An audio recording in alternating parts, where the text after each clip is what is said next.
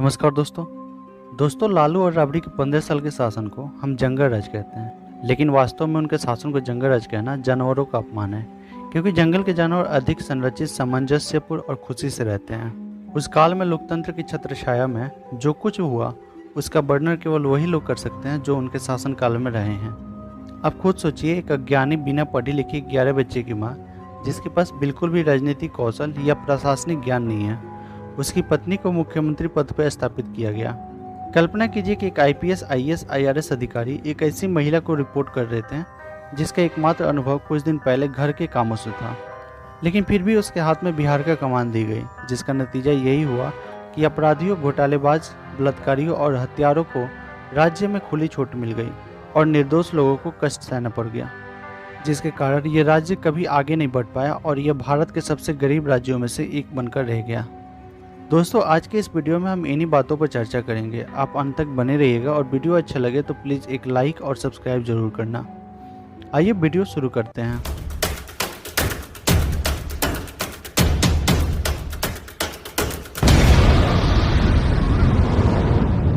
दोस्तों, कहा जाता है कि लालू राबड़ी के समय में एकमात्र उद्योग जो फला फूला वो था अपहरण। उनकी सरकार ने अन्य राज्यों की तुलना में बिहार को विकास के मामले में 30 साल पीछे खड़ा कर दिया। यह वह समय था जब लगभग हर दिन राज्य भर से अपहरण के मामले सामने आते थे।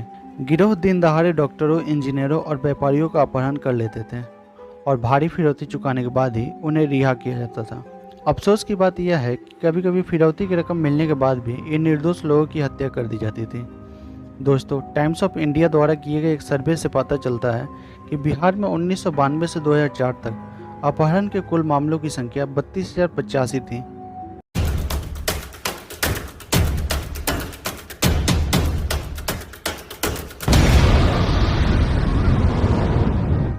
दोस्तों, लालू राबड़ी के समय बहुत सारी राजनीतिक हत्याएं हुई और इसे और भी बदतर बनाने के लिए बच्चों और युवाओं को अपराध के जाल में फंसाया गया और शिक्षा से वंचित कर दिया गया।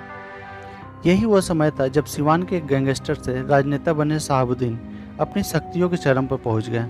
आरोप है कि वह कई हत्याओं का दोषी था, लेकिन लालू का उसे इतना समर्थन था कि राज्य की पुलिस भी उसके खिलाफ मामला दर्ज करने से डरती थी। जब लालू की ताकत कम हो रही थी तभी उनके खिलाफ अपहरण का मामला दर्ज किया गया था, जिसमें उन्हें दोषी ठहराया गया। एक और गैंगस्टर रीतलाल यादव था, जिसे पटना में कहर बरपाने के लिए लालू की पसंद माना जाता था।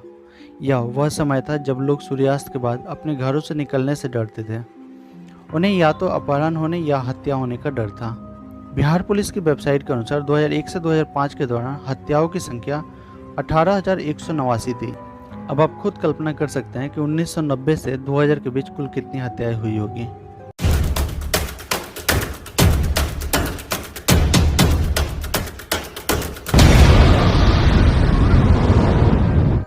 दोस्तों, उस दौर में रंगदारी टैक्स का मतलब था कि जब भी कोई व्यक्ति कोई नया व्यवसाय शुरू करता है या संपत्ति या वाहन खरीदता है तो उसे स्थानीय गुंडों को एक निश्चित राशि का भुगतान करना अनिवार्य था।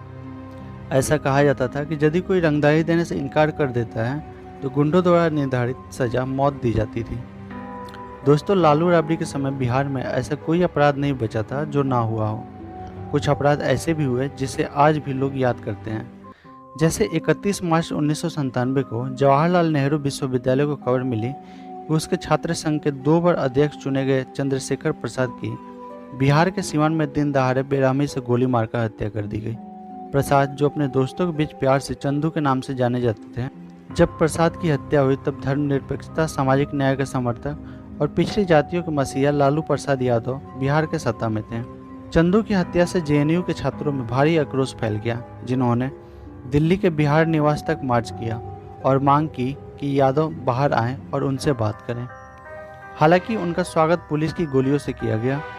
राष्ट्रीय जनता दल के सांसद मोहम्मद शहाबुद्दीन इस हत्या के मुख्य आरोपी थे, जबकि राजद के एक अन्य नेता साधु यादव ने पुलिस को छात्र प्रदर्शनकारियों पर गोली चलाने का आदेश दिया था। दोस्तों, उसी दौर में एक अपराध ये भी लोगों को याद है, जब पटना में लालू की बेटी की शादी हो रही थी तो शादी में मेहमानों को एयरपोर्ट से लाने ले जाने के लिए लालू के बहनोई साधु यादव ने कार शोरूम से 100 से ज़्यादा कारें जबरदस्ती उठा ली। जिन लोगों ने इसका पालन नहीं किया उनके शोरूम को नुकसान पहुंचाया गया। लालू ने शादी में 100 करोड़ रुपए खर्च किए और वो भी सरकारी खजाने से निकालकर, जबकि राज्य सरकार के पास कर्मचारियों को वेतन देने के लिए पर्याप्त पैसा नहीं था। दोस्तों, इन सब के आधार पर अब कोई भी आसानी से यह निष्कर्ष निकाल सकता है कि लालू राबड़ी युग को कौन सा राज्य कहा जाए। यदि आप कुछ और नाम देना चाहते हैं तो आप कमेंट करके ज़रूर बताना। और ये वीडियो आपको अच्छा लगा हो तो प्लीज़ एक लाइक और सब्सक्राइब ज़रूर करना। मिलते हैं अगले वीडियो में, तब तक के लिए धन्यवाद।